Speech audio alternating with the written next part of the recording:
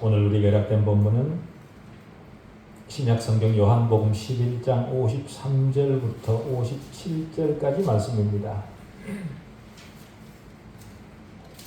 요한복음 11장 53절부터 57절까지 말씀 봉독해드리겠습니다. 이날부터는 그들이 예수를 죽이려고 모의하니라. 그러므로 예수께서 다시 유대인 가운데 드러나게 다니지 아니하시고 거기를 떠나 빈들 가까운 곳인 에브라임이라는 동네에 가서 제자들과 함께 거기 머무르시니라. 유대인의 유월절이 가까우며 많은 사람이 자기를 상별하게 하기 위하여 유월절 전에 시골에서 예루살렘으로 올라갔더니 그들이 예수를 찾으며 성전에 서서 서로 말하되 너희 생각에는 어떠하냐? 그가 명절에 오지 아니하겠느냐? 하니 이는 대제사장들과 바리새인들이 누구든지 예수 있는 곳을 알거든 신고하여 잡게 하라 명령하였음이로라. 아멘.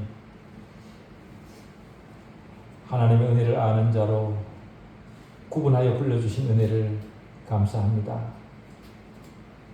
그 은혜를 아는 자들이 다시 말씀 앞에 섰습니다. 그 어떤 혼란도 틈타지 못하게 해주십시오. 인간의 이념에 봉사하는 시간이 아니라 하나님 말씀 앞에 봉사하도록 우리 모두를 붙들어 주십시오. 인간의 생각을 하나님의 자리에 올림으로 하나님 말씀을 질식시키지 않게 해주십시오. 교회를 세상 이념의 장소로 만들지 않게 해주십시오. 말씀을 왜곡함으로 주님의 교회가 아니라 사람의 교회로 만들지 않게 해주십시오. 인간의 자율성의 확장으로서의 말씀이 아니라 살아 말씀하시는 말씀 앞에 철저히 통제되게 해주십시오. 하나님 말씀의 실제에 대한 철저한 내부적 이해로서의 말씀이게 해주시옵기를 우리 주 예수 그리스도 이름으로 기도하옵나이다. 아멘. 이적의 책이라 불려진 요한복음, 이제 11장을 마지막으로 이적은 끝이 나고 12장부터는 새로운 분기점을 맞게 됩니다. 많은 주석가들은 요한복음을 4부분으로 나눕니다. 1장은 서론을 이루는 부분이고 2장부터 11장까지는 이적의 기록으로, 그리고 12장부터 20장까지는 고난의 진술로, 그리고 마지막 21장은 추신으로, 그렇게 많은 주석가들은 구분을 했습니다. 죽었던 나사로를 살리는 이적을 보면서 산헤드린 공회원들도 주님을 더 이상 보통 사람으로만 생각하지 않았습니다. 자신들에게 위협적 존재라고 판단이 되자 가야바의 말을 따라 주님을 죽이기로 모의합니다. 모의하다라는 말로 번역된 이 말의 뜻은 결심했다, 결정했다, 작정했다, 그런 뜻입니다. 헬라어로 에블레산토라는 그런 단어인데 이 단어를 더 정확하게 번역을 하면 그들이 자신들을 위해 결정했다라는 단어입니다. 다시 말해 주님을 죽이려는 그들의 결의는 하나님을 기쁘시게 하기 위함도 아니었고 백성과 나라를 위한 것도 아닌 순전히 자신들의 체면을 위한 결정이었다라는 겁니다. 그들도 하나님을 믿는다라고 말하던 자들입니다. 그러나 자신들의 체면과 이기심 앞에서는 하나님조차도 안중에 없는 거죠. 우리는 어떤지 모르겠습니다. 참으로 내 영혼의 유일한 구주시기 때문에 그 어떤 상황이 나를 위협하더라도 믿음의 정제를 잃지 않고 한결같은 믿음을 견지하고 있는지 우리 자신을 돌아볼 일입니다. 자신들의 죄를 대신 갚아주시려고 오신 분을 무시하고 거부하는 인간의 배은망덕이 이 산헤드린 공회원들로부터 우리가 느낄 수 있습니다. 그 민족의 종교적 우두머리 대제사장은 주님을 죽이는 것에 동의했고 공회는 그의 동의를 결의했습니다.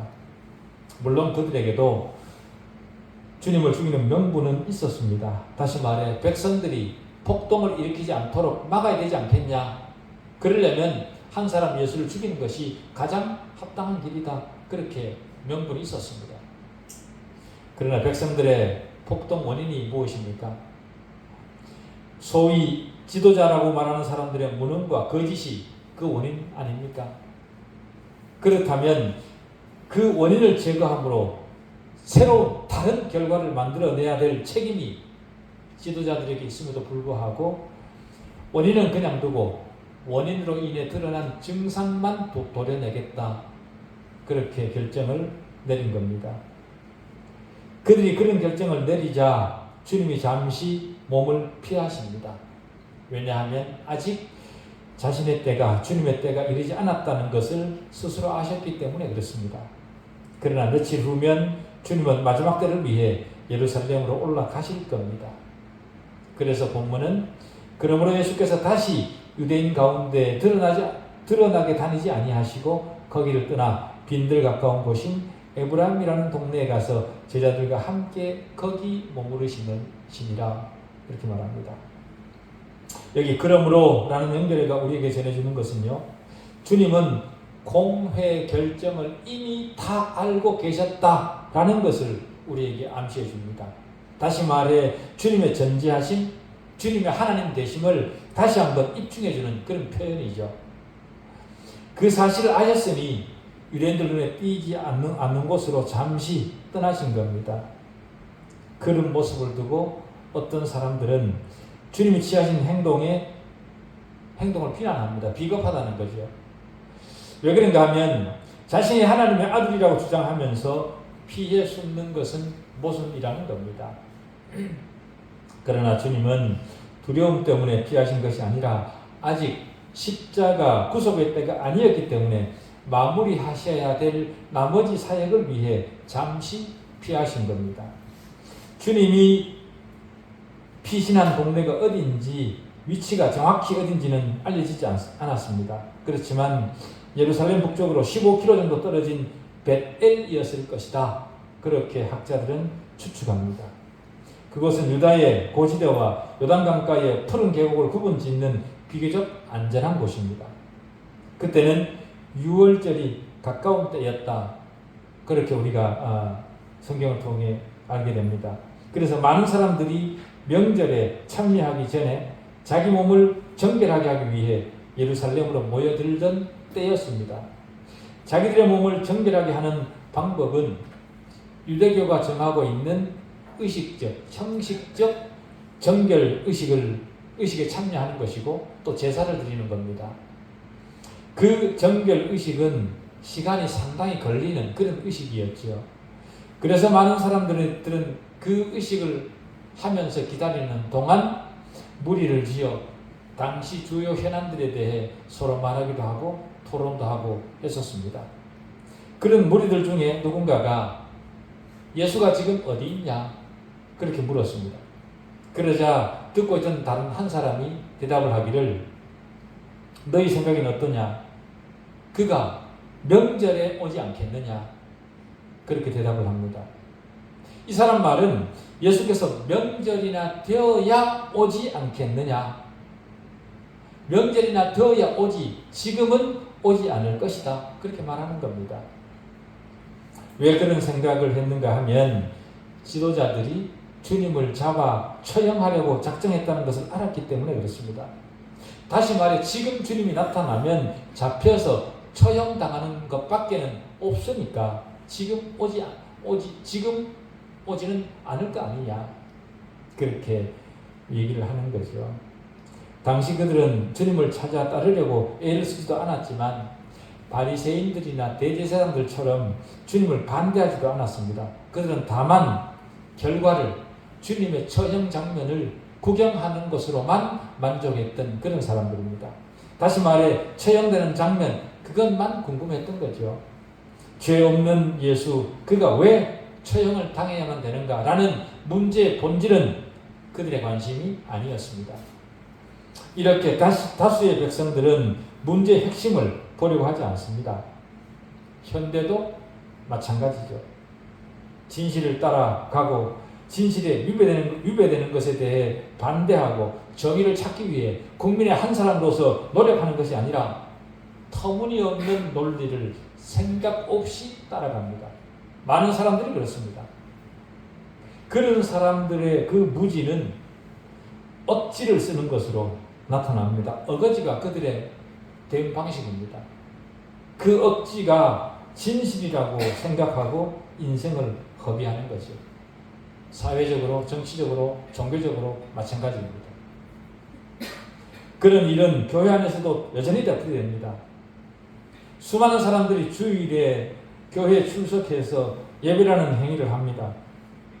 예배를 통해 선언되는 진리에 관심이 있는 것이 아니라 예배의 순서나 진행자 혹은 성가대, 이런 성가대 화려한 제스처 이런 것에 훨씬 더 관심이 있습니다. 그렇게 함으로써 주님과 하나가 되는 것을 거절하고 사실상 주님을 배척하는 겁니다. 그들은 대부분 세례를 받았을 겁니다.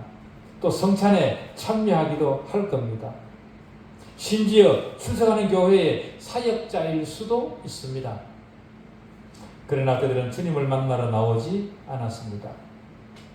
그저 사람이 진행하는 절차와 의식과 그 안에 흐르는 감동과 재미와 모인 사람의 수에만, 그리고 그들이 어떤 촬영을 하고 있는지에 대한 그런 것에만 관심이 있을 뿐입니다.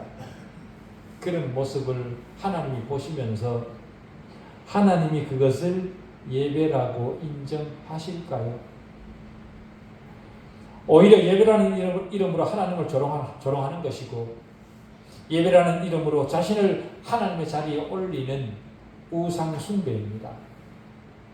하나님은 그런 외적 행위에 관심이 없으실 뿐만 아니라 오히려 그런 행위를 향해 저주를 선언하시죠. 왜 그런 사람들은 부당한 것에 반기를 들지 않는 것일까요? 왜 하나님을 예배하지 않으면서도 하나님을 예배한다 그렇게 생각을 하고 돌아가는 것일까요? 힘들고 어렵더라도 하나님께서 받으시는 예배를 해야 되지 않겠습니까? 우리는 종교적 습관에서 벗어나야 됩니다. 그리고 주님과 함께 있어야 됩니다. 주님의 뜻과 주님이 당하신 일에 대해 생각할 줄 알아야 됩니다. 주님은 장난으로 십자가에 달리신 것이 아닙니다.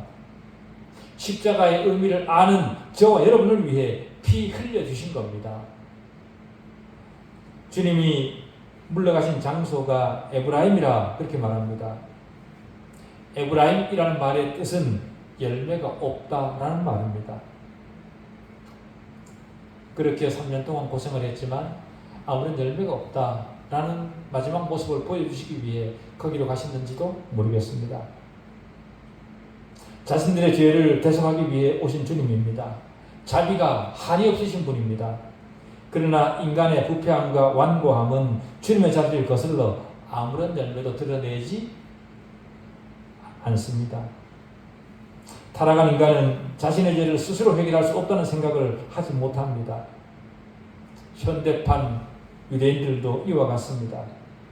유대인들은 스스로 자신을 정결하게 하겠다고 나섰습니다. 유대인의 유월절이 가까움에 많은 사람이 자기를 성결하게 하기 위하여 유월절 전에 시골에서 예루살렘으로 올라갔더니 이래 말합니다. 인간의 종교적 태도는 시대를 가리지 않는 것 같습니다. 겉으로 보여주는 정결에는 대단히 엄격하지만 자신의 내적 정결을 갖출 의도는 별로 없는 듯합니다. 그토록 의식에 철저한 그들이지만 며칠이 지나면 무지한 피를 구경할 수 있다는 생각에 그저 들떠있을 뿐입니다. 인간의 본성이 보입니다. 율법에 따르면 의식적으로, 다시 말해 도덕적으로 부정한 자는 유월절을 지킬 수 없었습니다. 그러나 그들은 내적 정결은 별개라고 생각을 했던 무리 같습니다.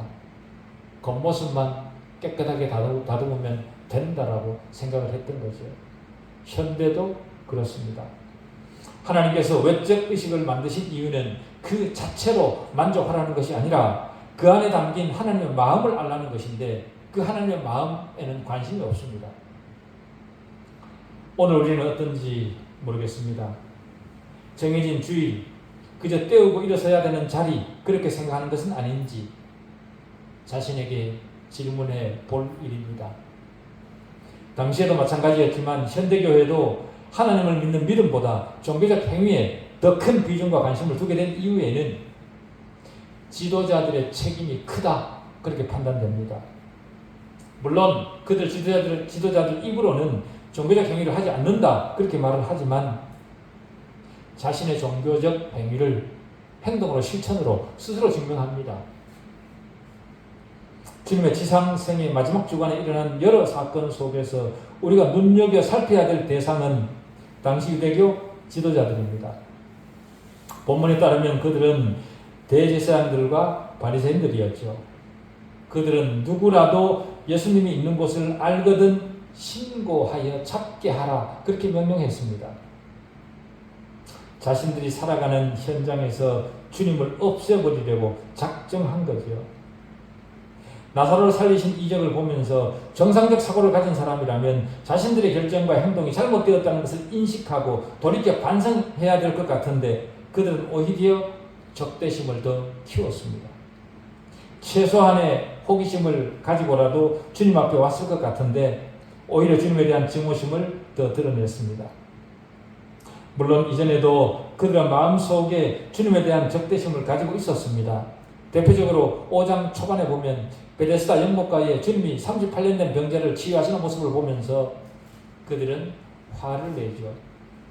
왜냐하면 안식일에 병자를 고쳤다는 겁니다. 그들은 사람의 결핍이나 주님이 행하신 이적보다 자신들의 종교적 의식이 더 중요했던 그런 자들입니다. 9장에서도 날 때부터 소경된 자를 치유하는 것에 대해서도 그들은 분을 감추지 않았습니다. 그건 역시도 명분은 안식일을 지키지 않았다는 겁니다. 날 때부터 소경, 얼마나 답답했겠습니까? 얼마나 어려웠겠습니까? 그 사람이 보게 된 엄청난 사건은 안중에도 없습니다. 오랫동안 당하던 고통에서 노임받은 사람에 대한 최소한의 관심과 예의도 없는 겁니다. 그러면서 자기들이 종교인이라, 하나님을 믿는다. 한 사람이 행하는 많은 이적들을 보면서 그가 누구인가에 대한 최소한의 궁금증이라도 가질 것 같은데 전혀 그러질 않습니다. 수천 명의 사람들이 목격한 사실을, 팩트를 믿으려 하지 않습니다. 그들은 다만 죽은 종교를 지키는 것에만 관심이 있을 뿐입니다. 생명력을 잃은 죽은 종교는 사람의 마음을 굳게 만들고 양심을 둔하게 만들 뿐입니다. 성부 하나님을 예배한다는 가정한 구실 아래 성자 하나님을 미워하는 증오심을 감추고 있는 저들보다 차라리 무신론자나 경건하지 못한 자로 세상을 살아가는 것이 더 낫습니다.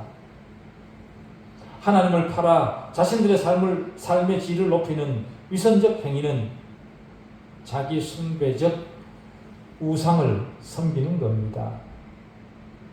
우상을 숭배하면서 하나님을 예배하는 것처럼 착각하지 말아야 되겠습니다. 조금만 방심하면 우리도 주님에게 등을 돌리는 믿음을 드러낼 수 있습니다. 만일 자신이 그런 상태라고 판단되면 주저없이 주님 앞으로 믿음을 돌려야 됩니다. 왜냐하면 은혜의 순간이 지나가 버릴지도 모르기 때문에 그렇습니다. 가야바의 길을 가는 것보다는 한때는 그리스도를 반대했지만 돌아서서 주님을 위해 헌신했던 바울의 길을 걸어가야 되지 않겠습니까? 어떻게 하면 주님을 죽일 수 있을까를 은밀히 모의하는 공회원들입니다. 그러나 그들의 은밀한 모의를 주님은 이미 다 알고 계셨습니다. 전능하신 전지하신 하나님이시기 때문에 그렇습니다. 요한복음 2장 24절 25절은 예수는 그의 몸을 그들에게 위탁하지 아니하셨으니 이는 친히 모든 사람을 아시며 또 사람에 대해 누구의 증언도 받으실 필요가 없었으니 이는 그가 친히 사람의 속에 있는 것을 아셨음이라 그렇게 말합니다. 하나님은 모든 것을 아십니다.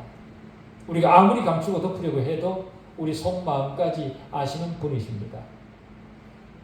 주님은 자신의 때를 명확히 인식하고 계셨고 그 때로부터 결코 물러서지 않으셨습니다. 때가 아직 이르지 않았을 때는 그 때를 기다리기는 하셨지만 때가 되면 망설이지 않았습니다. 주님도 사람이었기 때문에 사람으로서의 주님도 당연히 인간적 두려움을 느끼셨겠지만 그 두려움에 지지 않으셨습니다. 우리는 그것을 용기라 그렇게 부릅니다. 용기는 무모하거나 무감각해서 아무런 감정을 느끼지 못한 자의 행동이 아닙니다. 해야만 하는 것이기에 피하지 않고 맞서는 거죠. 두려움이 있지만 두려움을 이기고 행동하는 것, 그것이 용기입니다. 때가 되자 주님은 그런 용기를 발동하신 거죠. 주님을 따르는 사람들 속에 주님의 용기를 가진 사람들이 꽤 있습니다. 그 중에 우리가 잘 아는 마틴 루터 같은 경우가 그런 사람에 속할 겁니다. 루터는 무모하다고 판단되지만 해야만 되는 일이라면 두려움을 무릅쓰고 했다고 합니다. 그는 모든 주교나 교황이나 왕이나 황제들이 아무리 싫어할지라도 옳은 일을 향해서는 주저없이 나아갔다고 합니다. 로마 가톨릭 교회의 위협에도 불구하고 그가 받는 자신을 향한 공격에 대해 해명하기 위해 그는 독일 웜스로 서슴없이 갔다고 합니다. 그때 그곳에 가면 큰 위험을 맞이할 것이라는 경고를 받았음에도 불구하고 그는 멈추지 않았다고 합니다. 그 경고를 듣고 루터가 한 말이 웜스에 있는 집들의 지붕 기와장 수만큼 귀신들이 많다고 할지라도 그 귀신들이 나를 공격해 올지라도 나는 가련다. 그렇게 말을 했다는 겁니다. 성경이 가르치지 않는 것을 왜곡하여 가르치는 로마 가톨릭을 대항해서 싸웠던 겁니다. 그렇다고 루터가 겁이 없는 사람이라 그런 말은 아닙니다. 왜 그런가 하면 그는 자신이 인식한 성경에 대해 진술할 때 무릎을 덜덜 떨 만큼 두려움을 가지고 있었다는 겁니다. 그러나 불의가 주는 두려움에는 지지 않는 용기를 가지고 있었다는 거죠. 그는 분명 그 자신의 용기를 주님으로부터 배웠을 겁니다. 우리도 동일한 주님으로부터 동일한 것을 배우는 자들이죠. 그리고 주님 때문에 순교한 자들 역시 주님으로부터 그 용기를 배우고 얻은 겁니다. 주님으로부터 용기를 배운 그리스도인들은 바른 일을 행할 때 나타나는 결과를 두려워하지 않습니다. 오히려 바른 일을 행하지 않는 것 때문에 일어나는 결과를 두려워하죠. 그게 진짜 그리스도인입니다. 우리는 어떻습니까? 주님을 향한 동정심은 가지고 있지만 공개적으로 주님을 따르는 일은 대가를 지불해야 되니 적당한 자리를 지키는 것으로 만족하려 하지는 않습니까? 주님이 우리 가운데 항상 계심에도 불구하고 주님을 위해 적극 나서거나 자신의 신앙을 실천하는 일에 대가를 지불할 용기가 우리 가운데 있는지 궁금합니다. 55절 본문에 기록된 사람들처럼 자기들의 이기심에만 관심이 있을 뿐 주님 편에 서지는 않겠다는 태도는 곤란하지 않겠습니까? 그들은 예루살렘에서 종려나무 가지를 흔들며 주님을 환영했던 군중들과 합세해서 호산나 찬송하리로다 주님의 이름으로 오시는 이 곧 이스라엘의 왕이시여 라고 함께 소리치던 그런 사람들이었습니다. 많은 군중들이 모여 함께 함성을 지를 때는 군중들 속에 묻혀 소리를 함께 지르지만 개인의 신앙이 드러나야 될 때가 되면 뒤로 슬그머니 빠져버리는 그런 신앙이어서는 곤란하지 않겠습니까? 내 영혼을 구원해 주신 주님과 한편이 되어 신앙의 정절을 지키려면 거기에 상응하는 대가를 지불해야 됩니다. 우리가 지불해야 될 대가는 어떤 것일까 생각을 해보았습니다. 첫 번째는 주님을 신앙하는 것 때문에 포기해야 되는 것들이 있습니다. 주님은 사람들에게 자기를 따르라 그렇게 말씀하실 때 조건을 달지 않으셨습니다. 가장 단순한 형태로 나를 따르라 그렇게 말씀하셨죠. 그렇지만 주님을 따르기 위해서는 내가 좋아하던 것을 포기하지 않고는 따를 수가 없습니다. 제자들은 모든 것을 포기했습니다. 그러나 예루살렘에 있던 이 사람들은 아무것도 포기하지 않았습니다. 결과적으로 그들은 주님과 끝까지 함께 하지 못했습니다. 결국 길을 잃고 자신의 구세주를 어떻게 만나야 할지를 놓쳤습니다. 오늘날도 자기들의 어리석음을 포기하지 못해 자신의 영혼을 구원해 줄 구세주를 놓치는 사람들이 대단히 많습니다. 두 번째로 공개적으로 주님을 믿는다 고백해야 됩니다. 주님은 말씀하셨습니다. 누구든지 이 음란하고 죄 많은 세대에서 나와 내 말을 부끄러워하면 인자도 아버지의 영광으로 거룩한 천사들과 함께 올 때에 그 사람을 부끄러워하리라. 마태복음 10장 32절에는 누구든지 사람 앞에서 나를 시인하면 나도 하늘에 계신 내 아버지 앞에서 그를 시인할 것이요 라고 얘기합니다. 내가 예수 믿는 것을 당당하게 드러낼 수 있어야 됩니다. 주님을 자신의 주로 시인한다는 것은 주님을 따르지 못하게 하는 것을 포기하는 것에서부터, 내가 주님을 따르는데 방해가 되는 그것을 포기하는 것에서부터 출발합니다. 주님을 따르는데 방해가 되는 것을 버리지 못하고 여전히 붙들고 있으면서 주님을 따른다 그렇게 말하는 것은 자기 기만일 뿐입니다. 더 나아가 사람들 앞에서도 주님을 고백할 수 있어야 된다. 이것도 저것도 아닌 중간 상태로 있는 것은 주님을 따르는 것이 아닙니다. 로마서 10장 9절 10절은 네가 만일 네 입으로 예수를 주로 시인하며 또 하나님께서 그를 죽은 자 가운데서 살리신 것을 네 마음에 믿으면 구원을 받으리라. 사람이 마음으로 믿어 의에 이르고 입으로 시인하여 구원에 이르느니라. 그래 말합니다.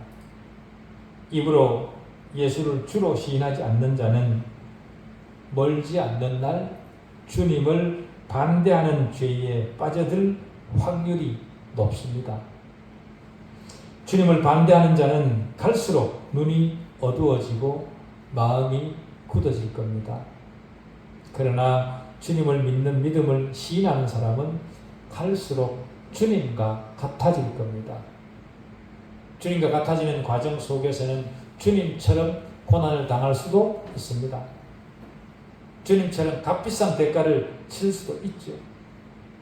그렇지만 이 세상과 오는 세상에서 하나님께서 준비하신 복이 크다는 사실을 기억하셔야 됩니다.